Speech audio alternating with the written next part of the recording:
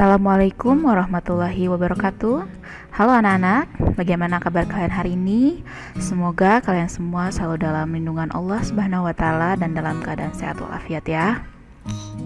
Baiklah, pada hari ini Ibu akan menjelaskan materi mengenai penyajian data menggunakan diagram untuk kelas 6 SDN Cisuda, Kota Sukabumi. Yang pertama, sebelum kita memahami mengenai bagaimana penyajian data, kita harus tahu apa itu data. Data merupakan sebuah hasil pengukuran atau pengamatan yang bentuknya dapat berupa angka maupun kata-kata. Namun dalam kesempatan ini kita hanya akan mengolah data yang berupa angka. Selanjutnya, Ibu akan menampilkan contoh data nilai siswa kelas 6. Nah, ini data nilainya. Kita perhatikan, ada angka-angka yang Ibu sudah susun dari angka terkecil hingga yang terbesar, yaitu 5, 6, 6, 7, 7, 7, 8, 8, 8, 9. Nah, data tersebut mari kita buat tabelnya ya. Nah, nilai dari tabel tersebut kita simpan dalam bentuk tabel seperti ini.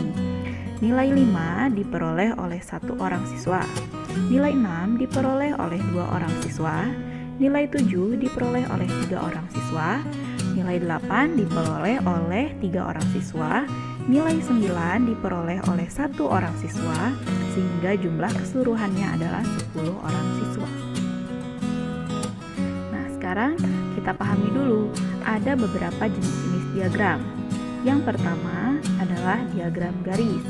Diagram garis seperti gambar merupakan diagram dengan penyajian data statistik dengan memakai diagram berbentuk garis lurus. Sedangkan jenis diagram yang kedua adalah diagram batang. Diagram batang adalah diagram dengan penyajian data statistik dengan memakai gambar yang berbentuk batang-batang tegak maupun mendatar. Selanjutnya yang ketiga, di sini ada diagram lingkaran. Diagram lingkaran merupakan penyajian data statistik dengan memakai gambar yang berbentuk lingkaran. Selanjutnya, diagram lingkaran pun biasanya menunjukkan persen data atau derajat. Ibu akan memberikan contoh bentuk dari diagram garis. Kita perhatikan, yang pertama kita buat dulu 2 buah garis, 1 garis horizontal dan vertikal. Selanjutnya kita masukkan data pada tabel yang sebelumnya ke dalam bentuk diagram garis, seperti di bawah ini ya.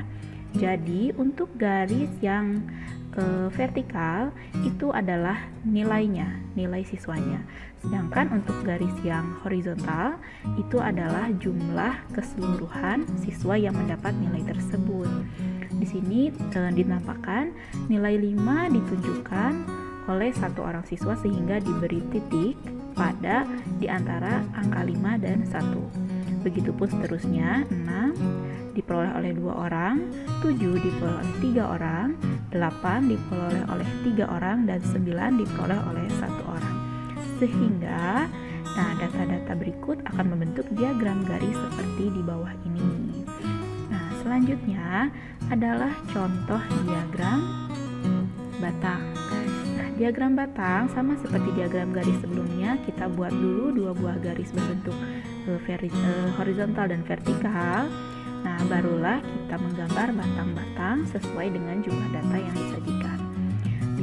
Nilai 5 diperoleh oleh 1 orang, nilai 6 diperoleh oleh 2 orang, nilai 7 diperoleh oleh 3 orang, nilai 8 diperoleh oleh 3 orang, dan nilai 9 oleh 1 orang. Sehingga data-data berikut sangat tepat dengan tabel yang tadi sudah kita buat. Dan jangan lupa ketika kalian membuat diagram, tepat pada garis dari garis yang horizontal, sehingga anak kalian pun nanti bisa lebih mempermudah dalam membaca diagramnya. Nah, yang ketiga, sekarang kita akan memahami diagram lingkaran. Nah, dalam pembentukan diagram lingkaran itu prosesnya sedikit berbeda dengan diagram garis dan diagram batang, karena kita harus menghitung dulu apa yang akan kita gambar nanti. Jadi lingkaran itu berbentuk 360 derajat sehingga kita pun harus menggunakan bantuan busur derajat. Nah, dalam melakukannya kita pun harus menghitung dulu nilai 5 tadi diperoleh oleh satu orang dari keseluruhan 10, lalu dikalikan 360 derajat sama dengan 36 derajat. Begitupun dengan nilai 6, nilai 7, nilai 8, nilai 9. Jadi kita harus menyesuaikan dan merubahnya ke dalam bentuk derajat, sehingga nanti ketika menggambar bisa menggunakan bantuan busur derajat. Nah, atau kita pun bisa dengan menggunakan persentase seperti ini. Kalau yang busur derajat tadi dikalikan 360 derajat, kalau dalam bentuk persentase artinya kita mengalihkan dengan 100%. Nah, nilai 5 diperoleh oleh satu orang dari jumlah keseluruhan 10 orang siswa dikalikan 100%, hasilnya sama dengan 10%. Begitupun nilai 6 20%, nilai 7 30%, nilai 8 30%, dan nilai 9 10%. Sehingga gambar yang akan diperoleh adalah seperti berikut ini. Nah, dalam pembelajaran bersama Seti ini ada pesan dan kesan yang akan saya sampaikan. Kesannya selama mengikuti diklat ini sangat menyenangkan dan mendapat banyak ilmu, dan terdapat aplikasi pembelajaran yang bermanfaat untuk diterapkan dalam proses pembelajaran secara daring. Pesannya semoga kita selalu sehat, dan kepada tim Seti bersemangat dalam menyebarkan ilmu pengetahuan bagi guru-guru di Indonesia.